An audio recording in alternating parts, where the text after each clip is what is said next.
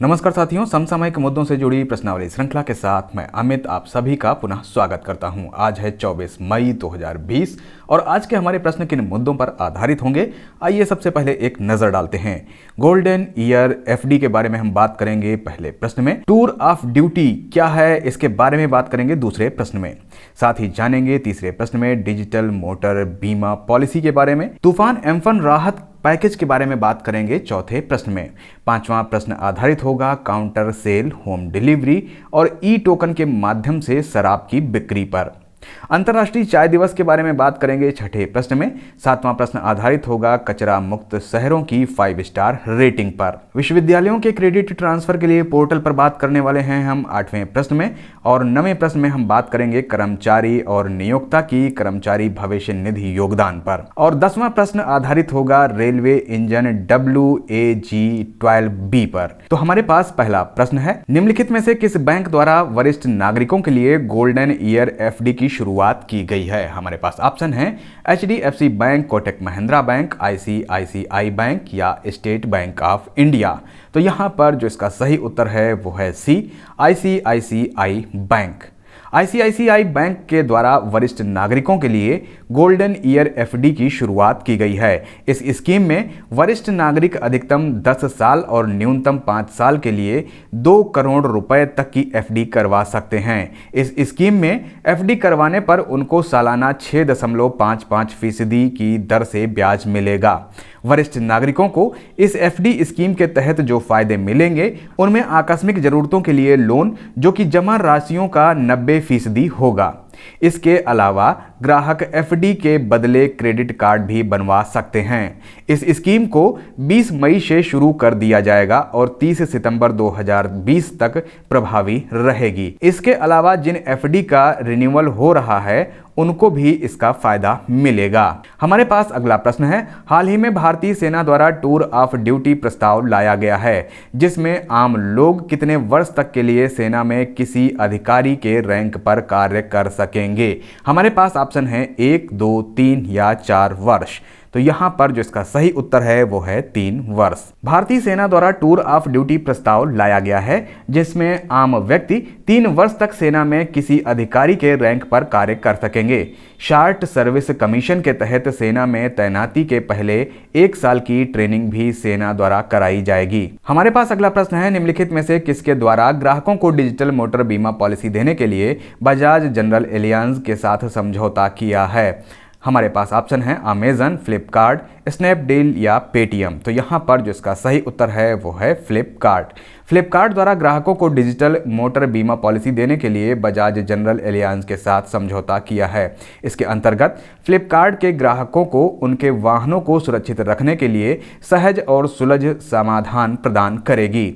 हमारे पास अगला प्रश्न है, हाल ही में प्रधानमंत्री मोदी द्वारा चक्रवाती तूफान अम्फान के कारण हुए नुकसान के कारण पश्चिम बंगाल और ओडिशा के लिए कितने करोड़ रुपए के राहत पैकेज की घोषणा की गई है? हमारे पास ऑप्शन है 1000 और 500 करोड़ रुपए, 500 और 1000 करोड़ रुपए, 1500 और 200 करोड़ रुपए, 500 और 1500 करोड़ रुपए। तो यहां पर जो इसका सही उत्तर है वो है 1000 और 500 करोड़ रुपए। प्रधानमंत्री नरेंद्र मोदी द्वारा चक्रवाती तूफान अम्फान के कारण हुए नुकसान के कारण पश्चिम बंगाल और ओडिशा के लिए क्रमशः 1000 और 500 करोड़ रुपए के राहत पैकेज की घोषणा की गई है। मृतकों के परिवारजनों को 2-2 लाख और घायलों को 50-50 हजार रुपए दिए जाएंगे। हमारे पास अगला प्रश्न है, किस राज्य में काउंटर सेल, होम डिलीवरी और ई टोकन के माध्यम से शराब की बिक्री की जाएगी? हमारे पास ऑप्शन है मध्य प्रदेश, पंजाब, उत्तर प्रदेश या झारखंड। तो यहाँ पर जो इसका सही उत्तर है वो है झारखंड। झारखंड में काउंटर सेल, होम डिलीवरी और ई टोकन के माध्यम से शराब की बिक्री की जाएगी। 9 बड़े शहरों में शराब की दुकानों से और जोमेटो, स्विगी एजेंसी से शराब की होम डिलीवरी कराई जाएगी।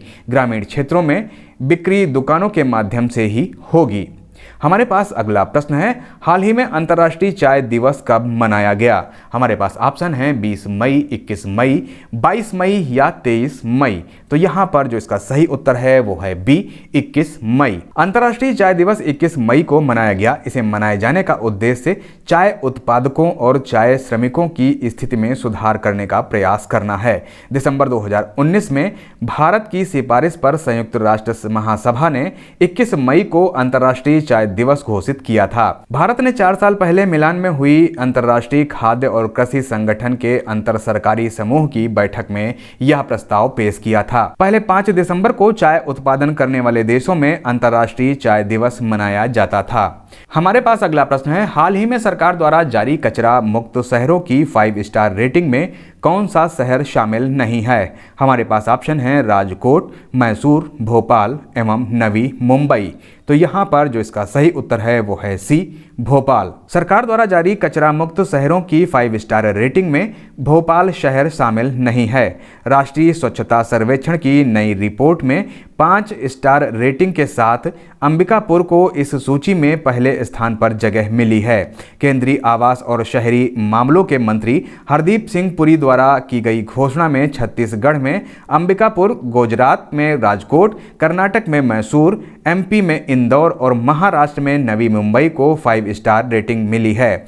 करनाल, नई दिल्ली, तिरुपति, विजयवाड़ा, चंडीगढ़, भिलाई नगर और अहमदाबाद 3 स्टार कूड़ा मुक्त रेटिंग वाले शहरों में है, जबकि अहमदाबाद, करनाल, नई दिल्ली, चंडीगढ़, भिलाई नगर, तिरुपति, विजयवाड़ा 3 स्टार कचरा मुक्त रेटिंग में शामिल किए गए हैं, जबकि दिल्ली, कैंट, वडोदरा, रोहतक 1 स्टार कचरा मुक्त शहर हैं। हमारे पास अगला प्रश्न है, विश्वविद्यालय अनुदान आयोग द्वारा विश्वविद्यालयों को क्रेडिट ट्रांसफर करने के लिए किस पोर्टल के ऑनलाइन पाठ्यक्रमों का उपयोग करने का निर्देश दिया गया है? हमारे पास ऑप्शन है दीक्षा, स्वयं, ई पाठशाला या शगुन।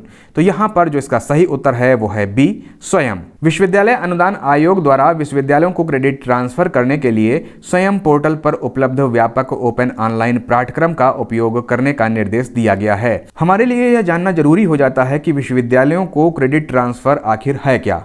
तो यह एक प्रणाली है जिसके द्वारा डिग्री या डिप्लोमा की ओर योगदान करने वाले अध्ययन की सफलतापूर्वक पूर्ण की गई इकाइयों को एक कोर्स से दूसरे कोर्स में स्थानांतरित किया जा सकता है। स्वयं बोर्ड द्वारा मंजूर ये कोर्स जुलाई 2020 से शुरू होने वाले सेमेस्टर से पेश किए जाएंगे।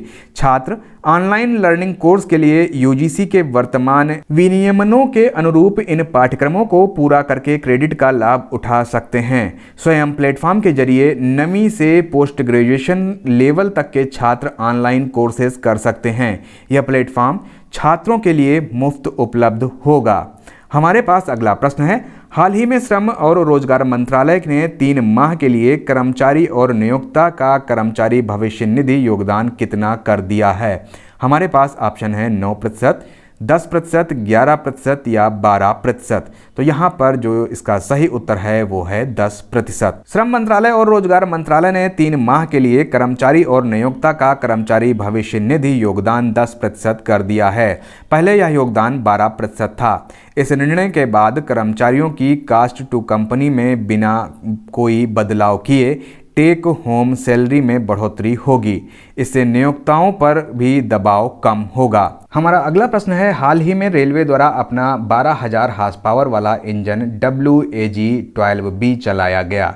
यह निम्नलिखित में से किसके द्वारा बनाया गया है? हमारे पास ऑप्शन है Madhepura electronic loco factory, golden rock railway workshop, diesel loco modernisation work, Bharat heavy electric limited. तो यहाँ पर जो इसका सही उत्तर है वो है Madhepura electric loco factory. Railway द्वारा अपना पहला 12,000 हार्स पावर वाला इंजन WAG-12B चलाया गया है। ये बिहार की मधेपुरा इलेक्ट्रॉनिक लोको फैक्ट्री द्वारा बनाया गया है। इस इंजन को 60027 नंबर दिया गया है। भारतीय रेलवे ने इस लोकोमोटिव का परिचालन पंडित दीनदयाल उपाध्याय जंक्शन पर किया। इस प्रकार भारत स्वदेशी रूप से ज्यादा हार्स पावर वाला लोकोमोटिव निर्माण करने वाले क्लब में शामिल होने वाला दुनिया का 6वां देश बन गया है। तो ये थे आज के हमारे समसामयिक विषयों से संबंधित 10 प्रश्न। मिलते हैं कल नए 10 प्रश्नों की श्रृंखला के साथ। तब तक के लिए मुझे दीजिए इजाजत। नमस्कार, धन्यवाद।